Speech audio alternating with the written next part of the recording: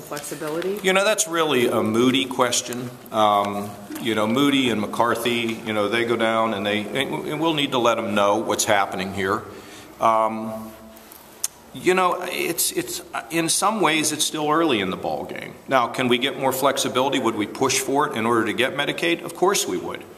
But I don't know how far the feds will go on this. That's a good question for Moody and McCarthy. But my feeling is you just have to keep doing what I can do. But you know, a lot of this is now up to the outside groups. I mean, I couldn't be any clearer. I couldn't make any more speeches. I'm not in any way, shape, or form going to shrink from my firm belief in this, and we'll see.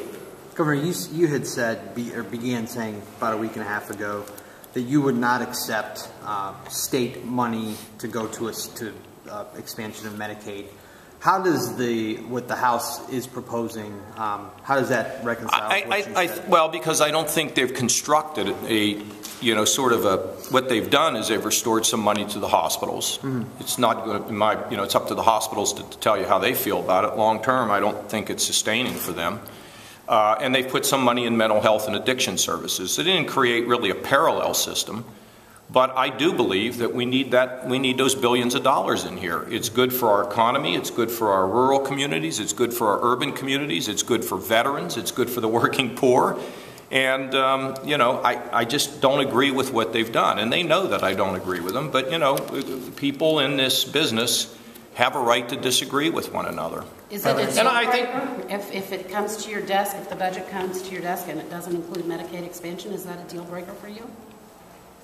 I'm not sure what you mean, a deal breaker. Well, if it's not in whatever. I mean, what do you think I'm going to do? Veto the budget? Well, would you? Would you veto the budget? Or? Oh, come on! I mean, how? No. There's different parts to this budget, so you know, and I don't know. We'll have to see how the people across the state feel about this, and like I say, I'm going to keep pushing for it, but I can't turn water into wine. You know, it's not my calling. But I think part of it is a concern like, well, will they cut the money off? You know, or the debt. I mean, the fact is the federal government will take our money, our billions of dollars, and they will spend it on something else. Or it will force them or allow them to make fewer changes in programs that are in deep trouble. In terms of can we cut it off, we've done it before. I mean, if they walk away from their commitment, we're in a position to walk away. So these are sort of the things that are circulating out there, and I don't see it in my interest to be, you know, look, they have one view, I have another. That's okay, and the process continues, and we'll see.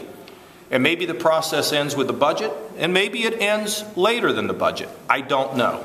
So far, all the discussion has been about whether there are enough Republican votes to pass this.